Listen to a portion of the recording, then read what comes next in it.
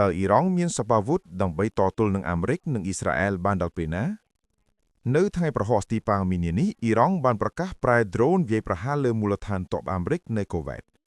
ប្រទេសអាហ្សេបៃហ្សង់ថាមានពលរដ្ឋខ្លួន2នាក់រងរបួសពីការវាយប្រហារដោយដ្រូនអ៊ីរ៉ង់ទីប្រឹក្សាដ៏ស្និទ្ធម្នាក់របស់អាយ៉ាតូឡាអាលីឆាមេនីបានប្រកាសតាមកញ្ចក់ទូរទស្សន៍នៅថ្ងៃពុធទី4មីនាថាអ៊ីរ៉ង់អាចកំដរបន្តសង្គ្រាមទល់នឹងអាមេរិកនិងអ៊ីស្រាអែលបានយូរតាមតែពួកគេចង់បានតើអ៊ីរ៉ង់មានសមត្ថភាពយោធានិងមានអាវុធគ្រប់គ្រាន់ដើម្បីបន្តសង្គ្រាមយូរអង្វែងបានមែនឬយ៉ាងណាគ្មាននរណាដឹងច្បាស់លាស់អំពីបរិមាណពិតនៃអាវុធយុទ្ធភ័ណ្ឌរបស់អ៊ីរ៉ង់ទេតែគេបានដឹងថានៅឆ្នាំ2024និង2025អ៊ីរ៉ង់បានប្រើមីស៊ីលក្នុងស្តុកជាពិសេសមីស៊ីលរយៈចម្ងាយមធ្យមអស់ច្រើនគ្រាប់ណាស់ដើម្បីបាញ់ទៅលើអ៊ីស្រាអែលហេតុដូច្នេះហើយបានជានៅពេលនេះអ៊ីរ៉ង់ហាក់បាញ់មីស៊ីលរង្វើលខ្លាំងនេះបើតាមការពន្យល់របស់លោកអេធៀនម៉ាស់កេហ្សង់អ្នកស្រាវជ្រាវជំនាញខាងយុទ្ធសាស្ត្រមីស៊ីលដោយបន្ថែមថាអ៊ីរ៉ង់នៅមានមីស៊ីលរយៈចម្ងាយខ្លីដែលអាចបាញ់សម្ដៅទីតាំងអាមេរិកនៅតំបន់ឈូងសមុទ្របានប្រមាណដល់ទៅ2500មីស៊ីលតែអាវុធបាល់ីស្ទិកដែលអ៊ីរ៉ង់ប្រើជាយុទ្ធសាស្ត្របន្លាចបានរងការបំផ្លាញយ៉ាងធ្ងន់ធ្ងរម្ដងកាលពីខែមិថុនាឆ្នាំ2025ពីសំណាក់អ៊ីស្រាអែលនិងម្ដងទៀតនៅក្នុងប្រតិបត្តិការយោធារបស់អាមេរិកនិងអ៊ីស្រាអែលរយៈពេល6ថ្ងៃកន្លងមកនេះបើតាមអ្នកវិភាគដដែលផលិតកម្មមីស៊ីលអ៊ីរ៉ង់មួយភាគធំត្រូវបានកំទេចតាំងពីក្នុងថ្ងៃដំបូងនៃការវាយប្រហាររបស់អាមេរិកនិងអ៊ីស្រាអែលមកម្លេះ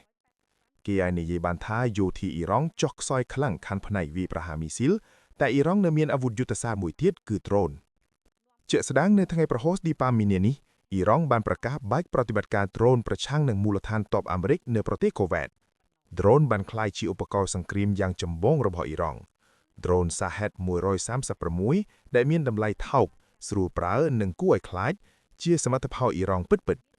មានរាងជាត្រីកោណនិងបង្ហាញរូបរាងជាលើកដំបូងនៅឆ្នាំ2021 Drone Shahed អាចហោះហើរក្នុងល្បឿនដល់ទៅ185គីឡូម៉ែត្រក្នុង1ម៉ោងនិងអាចផ្ទុកជាតិផ្ទុះបានប្រមាណ40គីឡូក្រាមនៅផ្នែកខាងមុខនៃយាន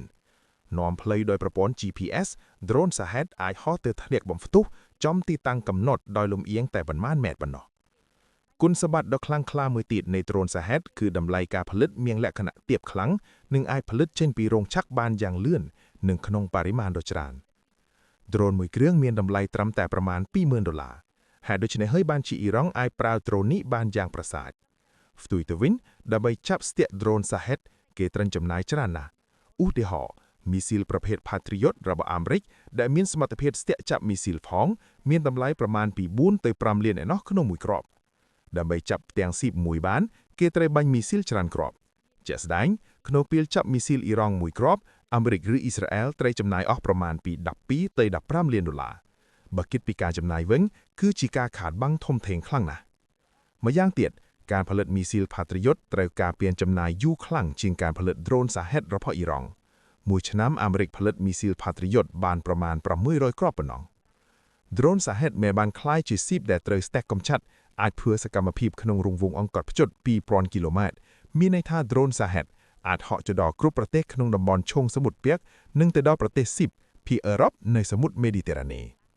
Drone Shahed ឡខ្លាំងរហូតតែមានអ្នកចម្លងតាមច្រើននៅលើពិភពលោករាប់ទាំងសហរដ្ឋអាមេរិកមួយផងអាមេរិកបានទទួលស្គាល់ជាលើកដំបូងក្នុងប្រវត្តិសាស្ត្រថាបានចម្លងគំរូ Drone Shahed អ៊ីរ៉ង់ដើម្បីប្រតិបត្តិការសងសឹកវិញនេះបើតាមទីបញ្ជាការឋានអាមេរិកប្រចាំតំបន់ដាមបូភី Drone នេះមានប្រើនៅក្នុងសង្គ្រាមនៅអ៊ុយក្រែនដោយយោធារុស្ស៊ីតាំងពី4ឆ្នាំមកហើយដោយអ្នកនាំពាក្យតាម Page សង្គមព្រឹត្តិការណ៍ Social Events